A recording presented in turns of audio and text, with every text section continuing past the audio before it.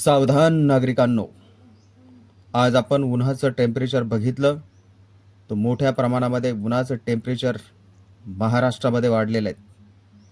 आपण माझ्या छायाचित्रामध्ये सूर्यदेव बघू शकतात. सूर्यदेवांनी एक आग भडकवलेली आहे. शेतीमध्ये शेतकरी काम करत असताना आपण बघू शकता छायाचित्रामध्ये एकही शेतकरी काम करताना दिसत नाहीये. उन्हाचं टेम्परेचर एवढ्या मोठ्या प्रमाणामध्ये वाढलेलं आहे, तर या ठिकाणी नागरिकांनी स्वतःहून काळजी करा, कारण ऊन हे अतिशय शरीराला घातक आहेत. ज्या ठिकाणी आपण काही लोक प्रवास करत असेल त्या ठिकाणी थांबून प्रवास करा, कारण उन्हाच्या टेम्परेचरमध्ये आपण आजारीही पडू शकतात. जर आपल्या घरातले लहान लेकरं आपल्या प्रवासामध्ये असेल तर लहान लेकरांची काळजी करा.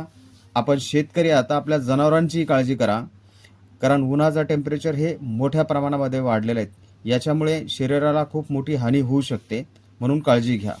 आपण टेम्परेचर बघितलं तर अक्षरशः आग पेटते. ग्रामीण भागामध्ये गेलं तर एवढ्या मोठ्या प्रमाणात उन्हाचे चटके बसतात की खूप मोठ्या प्रमाणात चटके बसतात. मोटरसायकल प्रवास केला तर उन्हाचे चटके बसतात. आपण कुठं शेतीमध्ये काम करत असाल तर शेतीमध्ये सुद्धा उन्हाचे मोठ्या प्रमाणामध्ये चटके बसतात. म्हणून सर्व नागरिकांनी काळजी घ्या. उन्हापासून आपला बचाव करा. जास्तीत जास्त पाण्याचं सेवन करा.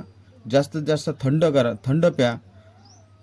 आणि ह्या गोष्टीची आपण स्वतःहून काळजी केली पाहिजे की उन्हाच्या टेम्परेचरपासून आपण हे वाचलं पाहिजे आणि आपल्या परिवारातील लेकराबाळांनाही आपण वाचवले पाहिजेत.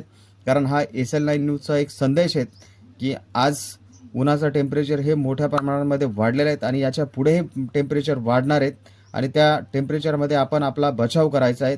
आपण प्रवास करत असताना कुठंतरी अर्धा पाऊण तास 1 तास झाडाखाली थांबून मग पुढचा आपला प्रवास चालू करा.